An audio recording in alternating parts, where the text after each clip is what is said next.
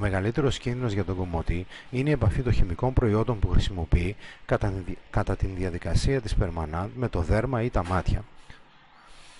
Η επαφή με το δέρμα μπορεί να προκαλέσει ερεθισμό. Γι' αυτό το λόγο πρέπει να χρησιμοποιείτε πάντοτε γάντια κατά την εφαρμογή και αν είναι δυνατόν ειδικά γυαλιά όπως συστήνουν Αμερικάνοι ειδικοί. Ειδικά για τα μάτια, αν τα χημικά έρθουν σε επαφή με αυτά, πρέπει να τα ξεπλύνετε αμέσως με χλιαρό νερό και κατόπιν να επισκεφτείτε έναν γιατρό.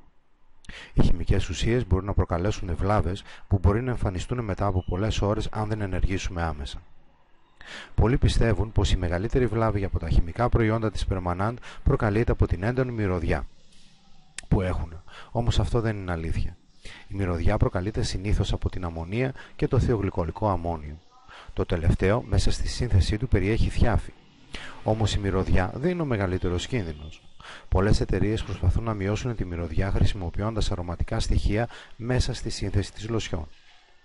Εάν ο χώρος σας αερίζεται κατάλληλα και έχετε πάρει όλες τις απαραίτητες προφυλάξεις, η μυρωδιά είναι ένας παράγοντας που δεν πρέπει να σας ανησυχεί. Ούτε πρέπει να κρίνετε την ποιότητα των προϊόντων της περμανάντ από τη μυρωδιά τους. Και επιμένω σε αυτό. Μην πιστεύετε πως αν κάποιο προϊόν μυρίζει λιγότερο είναι ακίνδυνο. Μπορεί να συμβαίνει και το αντίθετο. Σε καμία περίπτωση δεν θέλω να σας κάνω να πιστέψετε πως όσο λιγότερο μυρίζει ένα προϊόν τόσο πιο επικίνδυνο είναι. Αυτό που θέλω να καταλάβετε είναι πως η μυρωδιά δεν είναι ένας παράγοντας που μειώνει ή αυξάνει τον κίνδυνο των προϊόντων. Ο μεγαλύτερος κίνδυνος που αντιμετωπίζετε είναι αυτός που προανέφερα, η επαφή των χημικών με το δέρμα και ακόμα περισσότερο με τα μάτια. Το συνηθέστερο σύμπτωμα είναι τα μάτια να δυσκολεύονται να εστιάσουν.